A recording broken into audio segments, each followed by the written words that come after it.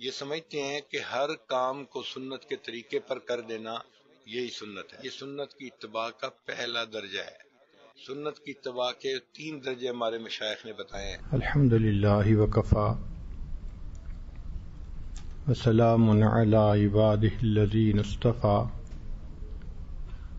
اما بعد اعوذ باللہ من الشیطان الرجیم بسم اللہ الرحمن الرحیم لقد كان لكم في رسول الله أسوة حسنة وقال رسول الله صلى الله عليه وسلم من أحب سنتي فقد أحبني ومن أحبني كان معي في الجنة سبحان ربك رب العزة عما يصفون وسلام على المرسلين والحمد لله رب العالمين اللهم صل على سيدنا محمد وعلى آل سيدنا محمد وبارك وسلم۔ اللهم صل على سيدنا محمد وعلى آل سيدنا محمد وبارك وسلم۔ اللهم صل على سيدنا محمد وعلى آل سيدنا محمد وبارك وسلم۔ آج اتباع سنت کے متعلق بات کی جائے۔ سلسالیہ چشتیہ کے بعد بزرگوں نے لکھا ہے کہ ہم مجاہدہ نفس کے ذریعے سے سلوک طے کرواتے ہیں، لیکن ہمارے مشائخ نے کہا ہے کہ ہم اتباع سنت کے ذریعے سے سلوک طے کرواتے ہیں۔ اور سچ پوچھیں تو کھانے پینے کے باقی مجاہدے کرنے آسان، ہر حال میں سنت کے مطابق عمل کرنا یہ بہت مشکل کام۔ حضرت خواجہ بایزید بستامی رحمۃ اللہ فرماتے ہیں کہ میں نے 20 سال مجاہدہ کیا اور میں نے ہر کام کو سنت کے مطابق کرنے سے زیادہ بڑا مجاہدہ کوئی نہیں دیکھا۔ نفس کے اوپر باقی مجاہدے آسان ہیں، ہر کام کو سنت کے مطابق کرنا یہ سب سے بڑا مجاہدہ ہوتا ہے۔ بایزید بستامی رحمۃ اللہ کے پاس ایک بندہ آیا، کچھ سال رہا، پھر کہنے لگا حضرت میں جاتا ہوں۔ کیوں جاتے ہو؟ حضرت میں تو آیا تھا کوئی آپ کی کرامت دیکھوں گا، کوئی ایسی چیز دیکھوں گا، میں نے تو اتنے 8 سال گزارے یا اتنے سال گزارے کوئی چیز بھی نہیں دیکھی۔ انہوں نے فرمایا اچھا یہ بتاؤ ان 8 سالوں میں کوئی کام مجھے سنت کے خلاف کرتے دیکھا ہے؟ اس نے کہا نہیں، ایسا تو نہیں دیکھا۔ فرمایا اس سے بڑا کرامت اور کیا ہو سکتی ہے؟ تو الاستقامت فوق الکرامہ، استقامت جو ہوتی ہے نا وہ کرامت کے اوپر فضیلت رکھتی ہے۔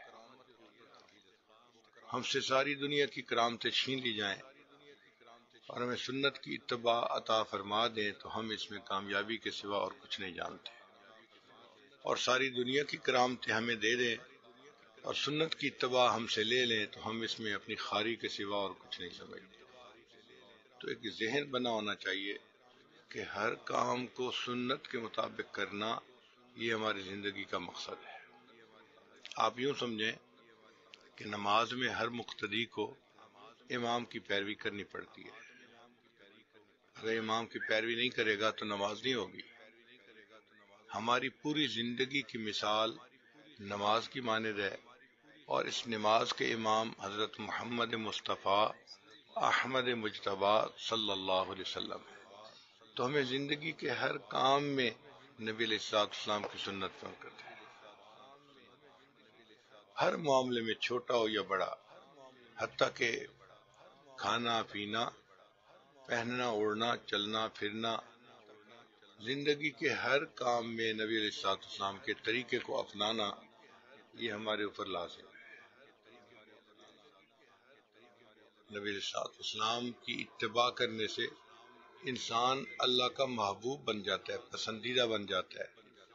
قرآن مجید میں ہے اے میرے محبوب فرما دیجئے ان کنتم تحبون اللہ، اگر تم اللہ سے محبت کرتے ہو فاتبعونی، میری اتباع کرو، یحببکم اللہ، اللہ تم سے محبت فرمائیں گے۔ تو سنت کی اتباع کرنے سے انسان اللہ کو پسند آ جاتا ہے۔ اور ذرا غور کریں کہ یہ کتنی بڑی نعمت ہے کہ اللہ انسان کو پسند کر لیں. سبحان اللہ. آپ اس کی مثال سمجھنے کی خاطر یوں لیں کہ عورتوں کے ذہن میں یہ بات ہوتی ہے کہ ہم جسم کے جس عضو کا زیور پہن لیں گی نا، ہمارا وہ عضو ہمارے خاوند کی نظر میں خوبصورت ہوگا. چنانچہ وہ اپنی انگلیوں پہ انگوٹھیاں پہنتی ہیں جس میں ڈائمنڈ لگے ہوتے ہیں تو یوں محسوس کرتی ہیں کہ میرے ہاتھ بڑے خوبصورت لگتے ہیں. پھر ہتھیلی پہ مہندی لگا لیتی ہیں، سمجھتی ہیں میرے ہاتھ خاوند کی نظر میں بہت خوبصورت. چوڑیاں پہن لیتی ہیں، اب میری بازو میرے خاوند کی نظر میں بہت خوبصورت. کانوں میں بالیاں ڈال لیتی ہیں، اب میرے کان خاوند کی نظر میں زیادہ خوبصورت. تو غرض جس عضو پہ زیور پہن لیتی ہیں ان کی نظر میں وہ عضو خاوند کی نظر میں خوبصورت ہوتا ہے. اسی لیے پوری دنیا میں دلہن کو رخصتی کے وقت سجایا جاتا ہے. دلہن کو کیوں سجاتے ہیں بھائی؟ کہ خاوند کو پہلی نظر میں پسند آ جائے.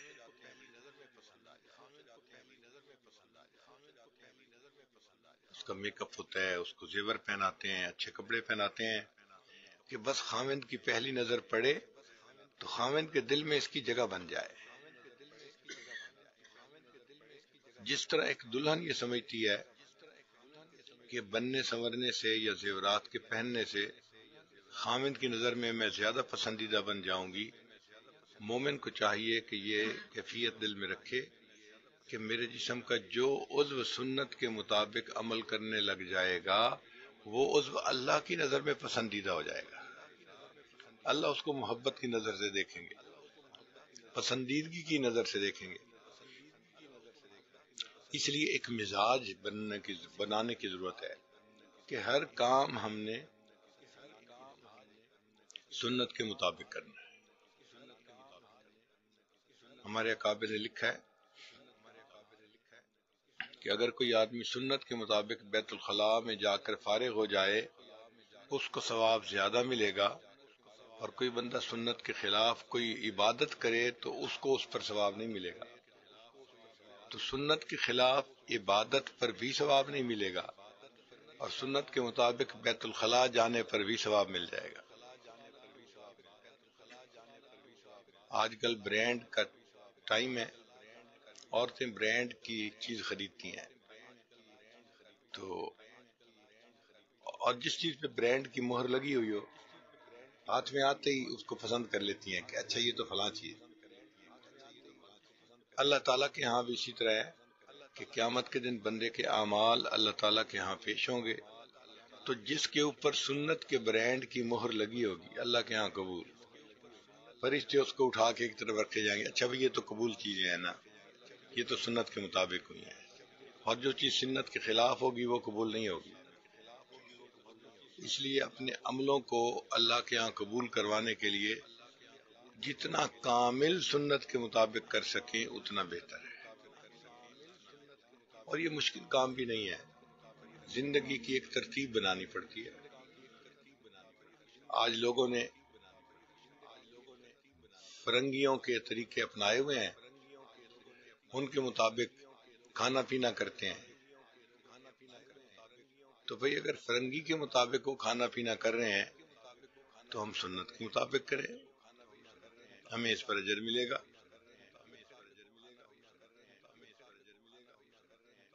سنت کی اتباع سفینہ نوح کی مانند ہے، کشتی نوح کی مانند ہے. جو کشتی نوح کے اوپر سوار ہو گیا من رکبہ نجا، جو اس پر سوار ہو گیا وہ نجات پا گیا. ہم بھی اگر سنت کے مطابق عمل کر لیں گے تو ہم نجات پا جائیں گے. ہر دور اور ہر زمانے میں سنت پر عمل کرنے والے لوگ ہی کامیاب ہوئے ہیں.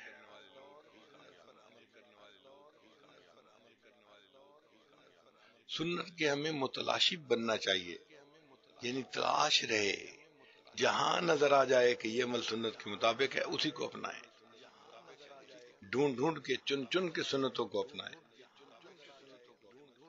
کتابوں میں لکھا ہے کہ باجید بستامی رحمۃ اللہ کو کسی نے خربوزہ پیش کیا تو انہوں نے دینے والے کو کہا کہ یہ بتاؤ نبی علیہ الصلوۃ والسلام نے کاٹ کے کھایا تھا یا ایسے توڑ کے کھایا تھا؟ اس نے کہا جی مجھے تو نہیں پتا۔ فرمانے لگے کہ جب تک مجھے تحقیق نہیں ہوگی کہ کس طرح سے کھایا تھا میں اس وقت خربوزہ نہیں کھاؤں گا۔ تو خربوزہ ہی کھانا مؤخر کر دیا کہ مجھے پتہ ہونا چاہیے کہ کس طریقے پہ اللہ کے حبیب صلی اللہ علیہ وسلم نے کھانا کھایا۔ اچھا، زندگی میں کوئی 8-10 کام ایسے ہوتے ہیں کہ جو ہم روز کرتے ہیں، بار بار کرتے ہیں۔ مثلا کھانا پینا دن میں کم از کم 3 بار کرتے ہیں، کپڑے بدلنا روزانہ کرتے ہیں، سونا جاگنا روزانہ کرتے ہیں، نہانا اکثر کرتے ہیں۔ تو اگر آپ گننے چاہیں تو 8-10 کام ایسے ہوں گے کہ جو آپ روزانہ کرتے ہیں۔ اب ان 8-10 کاموں کو آپ کسی عالم کے پاس بیٹھ کے سنت کے مطابق کرنا سیکھ لیں کہ جی سنت کے مطابق نہانے کا کیا طریقہ ہے، وہ بتا دیں گے آپ کو کہ آپ پہلے وضو کریں، یہ کریں، ایسے کریں، ایسے کریں۔ کھانے کا کیا طریقہ ہے وہ بتا دیں گے کہ دسترخوان بچھائیں اور اس پہ بیٹھ کے کھائیں اور یہ کریں اور یہ مت کریں۔ تو ان 8-10 کاموں کو آپ سنت کے مطابق کرنا سیکھ لیں اور اس کے مطابق کرنا شروع کر دیں۔ جب آپ کی زندگی کے یہ 8-10 کام سنت کے مطابق بن گئے تو باقی تھوڑی چیزیں ہوں گی جو رہ جائیں گی، پھر ان کا سنت کے مطابق کرنا اور آسان ہو جائے گا۔ تو ہم نے اس ترتیب سے پوری زندگی سنت کے مطابق ڈھلتی دیکھی ہے۔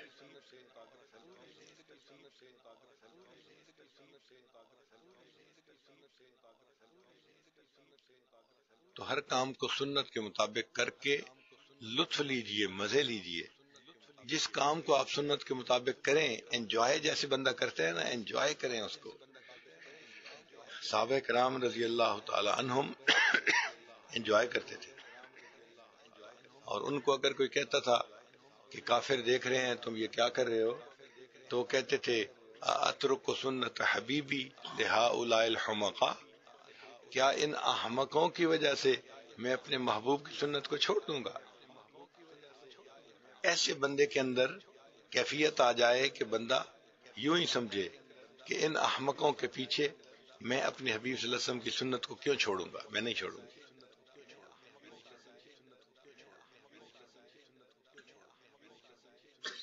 مسنون اعمال کرنا، مسنون دعائیں پڑھنا، ہر کام کو سنت طریقے سے کرنا، اس کی تلاش ہونی چاہیے۔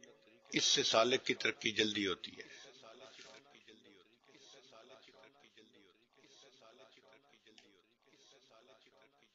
ایک مرتبہ ہمارے پاس ایک نوجوان آئے،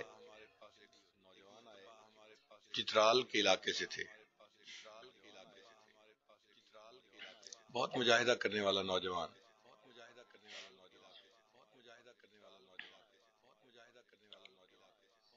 بیعت ہوئے تو انہوں نے اپنی نجی محفل میں کسی بندے کے پوچھنے پہ بتایا کہ میں صائم الدہر ہوں، یعنی مستقل روزہ رکھتا ہوں، ہر روز روزہ رکھتا ہوں، اور اس وقت مجھے زندگی کے 32 سال ہو چکے ہیں۔ یعنی زندگی کے 32 سال میں وہ کہتے ہیں کہ سوائے عیدین کے میرا روزہ کبھی قضا نہیں ہوا، ہر روز روزہ رکھتا ہوں۔ تو میرے چھوٹے بیٹے سیف اللہ نے سنا تو وہ بڑا حیران ہوا، مجھے آ کے کہنے لگا ابو جی یہ نوجوان کتنا مجاہدہ کرتا ہے کہ 32 سال سے عیدین کے علاوہ اس کا کوئی روزہ قضا ہی نہیں ہوا۔ میں نے کہا بیٹا یہ کام آسان ہے۔ کہنے لگا ابو جی آسان ہے؟ میں نے کہا یہ آسان ہے، اس سے یہ کہو کہ ایک دن روزہ رکھے، ایک دن افطار کرے، ایک دن روزہ ایک دن افطار۔ تو سیف اللہ گیا اور اس نے جا کے پوچھا، تو اس نوجوان نے کہا کہ نہیں یہ بہت زیادہ مشکل ہے، ایک دن روزہ ایک دن افطار۔ جو صوم داودی ہے، جو سنت ہے، وہ مشکل ہے، اور اس کے علاوہ مستقل وہ کہنا جی اب تو میری عادت بن گئی ہے، لوگ بھی 2 دفعہ دن میں کھاتے ہیں، میں بھی 2 دفعہ کھاتا ہوں، ایک فجر اذان سے پہلے اور ایک مغرب کے بعد، دن میں مجھے کھانے پینے کی عادت نہیں ہے۔ تو مستقل روزہ رہنا میرے لیے آسان ہے، ایک دن روزہ ایک دن افطار یہ کرنا یہ مشکل کام ہے۔ لیکن الحمدللہ کہ کرنے والے یہ ترتیب بھی کر رہے ہیں۔ ہمارے اپنے قریبی حلقے کے ایک عالم ہیں، ماشاءاللہ ان کی زندگی کے شاید کوئی 30 سال گزر چکے ہیں، ایک دن روزہ ایک دن افطار، ایک دن وہ ہمارے ہاں جب بھی آتے ہیں ہمیں ان سے پوچھنا پڑتا ہے آج آپ کا افطار ہے یا آج آپ کا صوم ہے۔ وہ کہتے ہیں کہ آج میرا افطار ہے تو پھر ہم ان کو کھانا دن میں دیتے ہیں، اور اگر ان کا روزہ ہو یا روزہ رکھنا ہو تو پھر ان کو اس حساب سے دیتے ہیں۔ مگر الحمدللہ شادی شدہ ہے اور اللہ نے ان کو یہ توفیق دی، وہ زندگی بھر کی ترتیب چلا رہے ہیں، ایک دن روزہ ایک دن افطار، ایک دن روزہ ایک دن افطار۔ اور روزے کی ایک لذت ہوتی ہے، اصل میں کھانا پینا یہ بشر کا تقاضا ہے، ملائکہ نہیں کھاتے پیتے، نہ کھانا پینا یہ ملکوتی صفت ہے، یہ اللہ کی صفت ہے، اللہ کو کھانے پینے کی کوئی حاجت نہیں۔ تو کھانے پینے میں کمی کرنے پر انسان کی روحانی ترقی بہت جلدی ہوتی ہے۔ اس لیے مشائخ کی زندگیوں کو پڑھ کے دیکھیں، وہ بہت کم کھانے والے لوگ تھے، بہت کم کھاتے تھے، مجاہدہ کرتے تھے، اس سے ان کے اندر روحانیت بڑھتی تھی۔ جسم کمزور ہوتا ہے، روحانیت قوی ہو جاتی ہے۔ ہماری والدہ ماجدہ بہت روزے رکھتی تھی، کثرت سے روزے رکھتی تھی، ہمیں تو پتہ بھی نہیں چلتا تھا کہ آج ان کا روزہ ہے یا نہیں ہے۔ تب پتہ چلتا تھا جب ہم کہتے کہ پانی پی لیں، دوائی لے لیں، وہ کہتے تھے نہیں میرا روزہ ہے، ہمیں تو پتہ چلتا تھا۔ مجھے ڈاکٹروں نے کئی مرتبہ کہا کہ اپنی امی کو کہیں روزے نہ رکھے، بڑھاپا ہے، 80 سال کے قریب عمر ہو گئی ہے، اب ان کو نیوٹریشن کی ضرورت ہے۔ تو میں ایک ایک گھنٹہ امی کی منتیں کرتا تھا کہ امی آپ احسان فرمائیں، میری منت قبول کریں، آپ نے روزہ اب نہیں رکھنا۔ تو وہ نہ نہیں کرتی تھی، چپ رہتی تھی، مگر اگلے دن پھر روزہ، پھر اگلے دن روزہ، اللہ اکبر کبیرہ۔ ایک دفعہ تو میں نے ان کے پاؤں پکڑے اور 1 گھنٹے تک میں مستقل روتا رہا کہ امی آپ کی صحت کمزور ہو رہی ہے اور ڈاکٹر لوگ کہتے ہیں کہ آپ کو نیوٹریشن کی ضرورت ہے، تو میں آپ کا بیٹا ہوں، مجھ سے یہ برداشت نہیں ہوتا کہ اللہ نے ہمیں رزق کھلا دیا ہے اور آپ بھوک پیاس کی وجہ سے کمزور ہو جائیں، بیمار رہیں، تو آپ کچھ کھائیں، کچھ پئیں، جوس پئیں، فلاں چیز پئیں، سوپ بنوائیں گے آپ کے لیے، فلاں کریں گے۔ خاموشی سے سنتی رہتی تھی، اور اگلے دن جب میں صبح اٹھتا تھا میں اپنی ہمشیرہ سے پوچھتا تھا کہ امی کو دوائی دی، کہتی ان کا تو روزہ ہے، ان کی تو نیت ہی روزے۔ ایسے لگتا تھا جیسے ان کو چسکا پڑ گیا تھا روزہ رکھنے کا، اور واقعی روزے کا اپنا ایک مزہ ہے۔ چنانچہ نوجوان بچوں کو چاہیے کہ سوموار اور جمعرات کا روزہ رکھیں ہر ہفتے، اور مہینے میں 3 دن ایام 20 جن کو کہتے ہیں 13، 14، 15، اس کا روزہ رکھنا عادت ڈالیں۔ جو اپنی شہوت سے تنگ ہو، نکاح نہ کر سکتا ہو، وہ اس سے بھی زیادہ روزے رکھے، 1 دن روزہ 1 دن افطار، 1 دن روزہ 1 دن افطار۔ اور اگر کوئی اس طرح بھی اپنی شہوت سے جو ہے نا وہ امن نہ پائے تو وہ پھر ذرا صوم وصال رکھ کے دیکھے۔ صوم وصال کہتے ہیں کہ 2-3 دن روزہ رکھے، پانی سے افطار، پانی سے سحری، پانی سے افطار، پانی سے سحری۔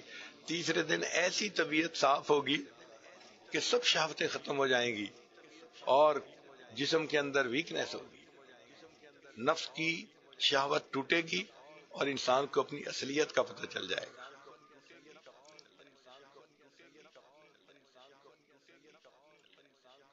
ہمارا یہ تجربہ ہے کہ کبھی نوجوان بھی اگر روزہ رکھے پانی سے اور افطاری کرے پانی سے تو 3 دن تک اس کی لمٹ ہوتی ہے، 3 دن کے بعد تو پھر سب کی جو ہے نا وہ عجیب کیفیت ہوتی ہے۔ اور اگر 5 دن رکھے تو 5ویں دن تو کھڑا ہی نہیں ہوا جاتا، کھڑا ہی نہیں ہوا جاتا۔ آپ بیٹھے ہیں، آپ چاہتے ہیں کہ میں اٹھ کے کھڑا ہوں، نہیں کھڑے ہو سکیں گے، اس لیے کہ 5 دن سے پیٹ بھوکا ہوتا ہے، تو ایسے لگتا ہے جیسے پیٹ کے اندر کوئی کھچاؤ پڑ رہا ہے۔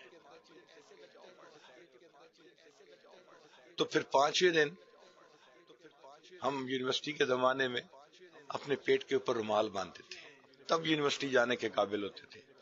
کرتے کے اندر رومال باندھا ہوتا تھا، کس کے باندھتے تھے، تب ہمیں وہ سنت سمجھ میں آئی کہ اللہ کے حبیب صلی اللہ علیہ وسلم نے اپنے پیٹ پہ پتھر کیوں باندھے ہوئے تھے. 5ویں دن یہ بات سمجھ میں آئی.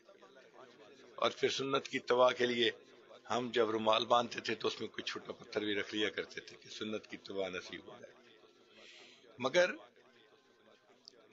سنت کا ایک لطف ہے، انجوائے کرتا ہے بندہ اس کو، اور یہ اس کو نصیب ہوتا ہے کہ جو سنت کا دیوانہ ہر کام، حتیٰ کہ دیکھنا، مسکرانا، بولنا، چلنا پھرنا، ہر چیز کو سنت کے مطابق بنا.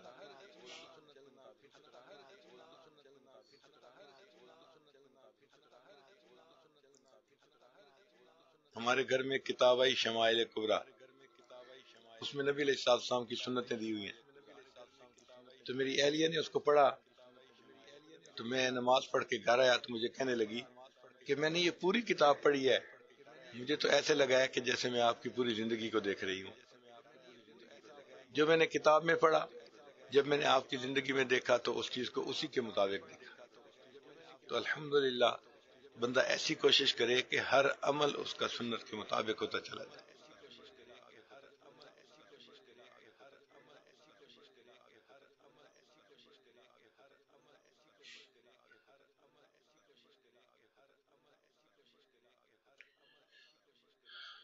بہت سارے طلباء یا علماء یہ سمجھتے ہیں کہ ہر کام کو سنت کے طریقے پر کر دینا یہی سنت ہے.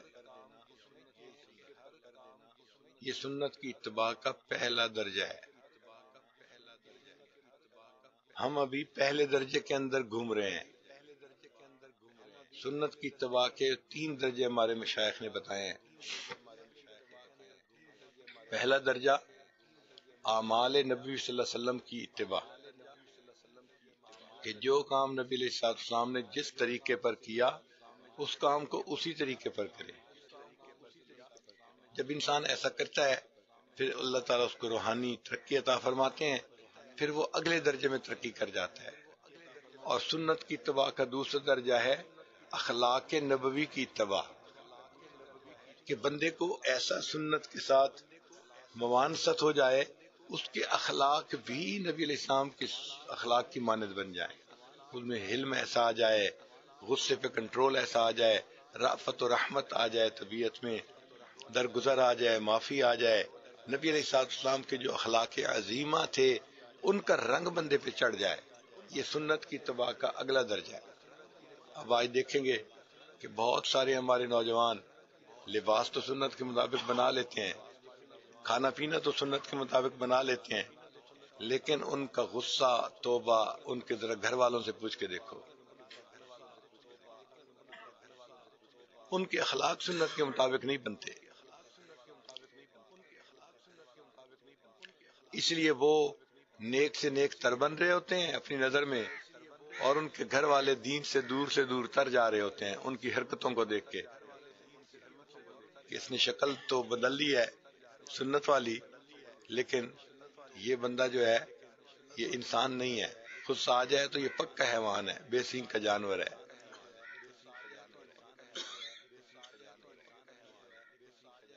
تو سنت کی اتباع کا پہلا درجہ اعمال نبوی صلی اللہ علیہ وسلم کی اتباع کرنا، اور اس سے اگلا درجہ اخلاق نبی صلی اللہ علیہ وسلم کی اتباع کرنا. نبی علیہ السلام کے اندر جو درگزر کا معاملہ تھا، جو حلم کا معاملہ تھا، نبی علیہ السلام جس خوش خلقی سے لوگوں کو پیش آتے تھے، یہ بندہ بھی اسی طرح اخلاق کو اپنا لیتا ہے اور لوگوں کے لیے یہ اتنا اچھا اخلاق والا بن کے زندگی گزارتا ہے. یہ سنت کی اتباع کا دوسرا درجہ ہے. پھر اگر سنت کے مطابق زندگی گزارتا رہے اور اخلاق بھی سنت کے مطابق ڈھل چکے ہوں تو کرتے کرتے بندے کو پھر اللہ تعالیٰ ایک تیسرا درجہ عطا فرماتے ہیں، اور وہ سب سے کامل درجہ ہے اتباع کا. اس کو کہتے ہیں احوال نبی صلی اللہ علیہ وسلم کی اتباع، کہ نبی علیہ السلام کے دل میں جو کیفیتیں تھیں ان کا رنگ بندے کو نصیب ہو جائے. جیسے اللہ کے حبیب صلی اللہ علیہ وسلم نماز پڑھتے تھے اور نماز میں جو حضوری تھی، خشیت تھی، وہی حضوری اور خشیت بندے کو نصیب ہو جائے. جو اللہ کی محبت نبی علیہ السلام کے دل میں ٹھاٹھے مارتی تھی وہ بندے کے دل میں بھی رنگ آ جائے.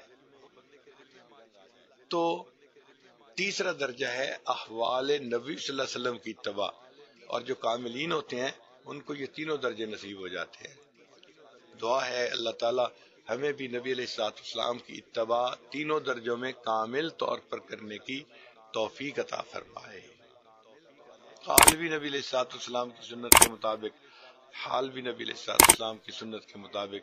اللہ تعالی ہمیں سنت کے رنگ میں یوں رنگنے کی توفیق عطا فرمائے، حتیٰ کہ ہم جب دنیا سے جانے کا وقت ہو، ملک الموت آئے، ہمارے دل کو ٹٹولے تو عشق نبی سے بھرا نظر آئے، ہمارے دماغ کو ٹٹولے تو علم نبی سے بھرا نظر آئے، ہمارے جس عضو کو ملک الموت ٹٹولے سنت نبی سے اس کو آراستہ پائے، ایسی ہماری کیفیت ہو، اور ہم اس طرح سنت زندگی گزارتے ہوئے دنیا سے چلے جائیں، اللہ ہم سے راضی ہو جائے۔ وآخر دعوانا ان الحمد للہ رب العالمین۔